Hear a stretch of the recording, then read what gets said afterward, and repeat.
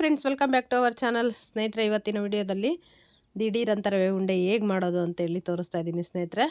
ಪಟ್ ಅಂತ ಒಂದು 5 ನಿಮಿಷದಲ್ಲಿ ಮಾಡ್ಬೋದು. ತುಂಬಾ ರುಚಿಯಾಗಿರುತ್ತೆ.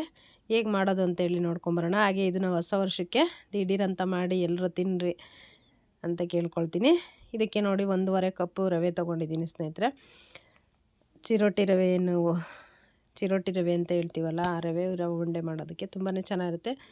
ಇದನ್ನು ಸೇರಿಸ್ಕೊಂಡು ಕಡಾಯಿ ಇಟ್ಕೊಂಡು ಅದಕ್ಕೆ 1-2 ಸ್ಪೂನು ತುಪ್ಪ ಹಾಕ್ಕೊಂಡು ಇದನ್ನು ರವೆಯನ್ನು ಸೇರಿಸ್ಕೊಂಡು ಚೆನ್ನಾಗಿ ಫ್ರೈ ಮಾಡ್ಕೊಳ್ಬೇಕು. ಅದು ಚೆನ್ನಾಗಿ ಪರಿಮಳ ಬರ್ತಾ ಇರುತ್ತೆ. ಹಾಗೆಯೇ ಫುಲ್ ಇದನ್ನು ಮಾಡಿವಿ ಅಂದರೆ ಕಪ್ಪಗಾಗಿ ಹೋಗ್ಬಿಡುತ್ತೆ. ಹಾಗಾಗಿ ನೋಡಿಕೊಂಡು ಸಣ್ಣ ಉರಿಯಲ್ಲಿ ನಾವು ಫ್ರೈ ಮಾಡ್ಕೊಳ್ಬೇಕು.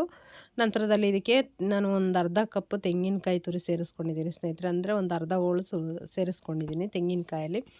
ಹಸಿದು ತೆಂಗಿನಕಾಯಿ ತುರಿ ಹಾಕ್ಕೊಂಡು ಮತ್ತು ಇದು ಸಕ್ಕರೆನ ಮಿಕ್ಸಿ ಮಾಡ್ಕೊಂಡಿಲ್ಲ ಇಲ್ಲಿ, ಅದೇ ರೀತಿಯಾಗಿ ಹಾಕ್ಕೊಂಡಿದ್ದೀನಿ ಸ್ನೇಹಿತರೆ. ತುಂಬಾ ಟೇಸ್ಟಿಯಾಗಿ ಬಂದಿತ್ತು.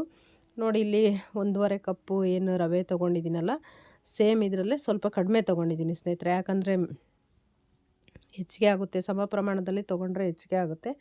ಹಾಗಾಗಿ ನಿಮಗೆ ಸಿಹಿ ಹೆಚ್ಚಿಗೆ ಬೇಕು ಅನ್ನೋದಾದ್ರೂ ನೀವು ಯಾವ ಕಪ್ಪಲ್ಲಿ ರವೆ ತೊಗೊಂಡಿರ್ತೀರಲ್ಲ ಅದರ ಸಮ ಪ್ರಮಾಣದಲ್ಲಿ 1 ಕಪ್ ರವೆ ತೊಗೊಂಡಿದ್ರೆ 1 ಕಪ್ ಸಕ್ಕರೆಯನ್ನು ಸೇರಿಸ್ಕೊಳ್ಳಿ. ಇಲ್ಲ ಸಿಹಿಗೆ ಸ್ವಲ್ಪ ಕಡಿಮೆ ಬೇಕು ಅಂದರೆ 1 ಕಪ್ ರವೆಗೆ 3/4 ಕಪ್ಪು ಸಕ್ಕರೆಯನ್ನು ತೊಗೊಂಡ್ರೆ ಕರೆಕ್ಟ್ ಇರುತ್ತೆ ಸ್ನೇಹಿತರೆ. ಹಾಗೆಯೇ ತೆಂಗಿನಕಾಯಿ ತುರಿ ಎಲ್ಲ ಹಾಕ್ಕೊಂಡ್ಬಿಟ್ಟು ಚೆನ್ನಾಗಿ ಸಕ್ಕರೆನೂ ಸೇರಿಸ್ಕೊಂಡು ಚೆನ್ನಾಗಿ ಫ್ರೈ ಮಾಡ್ಕೊಳ್ತಿದ್ದೀನಿ. ಈಗ ಸ್ವಲ್ಪ ಏಲಕ್ಕಿ ಎಲ್ಲದನ್ನು ಪುಡಿ ಮಾಡಿಕೊಂಡು ಸೇರಿಸ್ಕೊಳ್ಬೇಕು ಸ್ನೇಹಿತರೆ.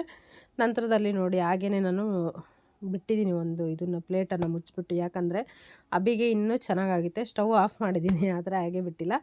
ನಂತರದಲ್ಲಿ ಅದು ಸ್ವಲ್ಪ ಇದಾಗಿದ ನಂತರ ಉಗುರು ಬೆಚ್ಚಗಿರುವಂತಹ ಹಾಲು ಸ್ನೇಹಿತರೆ ಸ್ವಲ್ಪ ಸೇರಿಸ್ಕೊಂಡ್ಬಿಟ್ಟು ಉಂಡೆ ಕಟ್ಟಬೇಕು. ತುಂಬಾ ರುಚಿಯಾಗಿತ್ತು. ಎಲ್ಲರೂ ಎಷ್ಟು ಸಾಫ್ಟಾಗಿ ತುಂಬ ಚೆನ್ನಾಗಿ ಬಂದಿದೆ ಅಂತೇಳಿ ಇಷ್ಟಪಟ್ಟು ತಿಂದರು.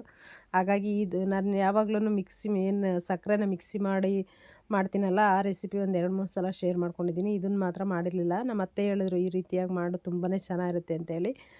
ನಾನು ಹಾಲೆಲ್ಲ ಹಾಕಿ ಮಾಡಿದರೆ ಸ್ವಲ್ಪ ಇದು ಬರುತ್ತೇನೋ ಅಂತಿದ್ದೆ. ಇಲ್ಲ, ಒಂದು ಸಲ ಮಾಡು ಅಂತಂದರು. ಹಾಗಾಗಿ ಮಾಡಿದ್ದೆ. ತುಂಬಾ ಚೆನ್ನಾಗಿ ಬಂದಿತ್ತು ಸ್ನೇಹಿತರೆ. ನೀವು ಒಂದು ಸಲ ಮಾಡಿ ಹೇಗೆ ಬಂದಿತ್ತು ಅಂತ ತಿಳಿಸಿ ಸ್ನೇಹಿತರೆ.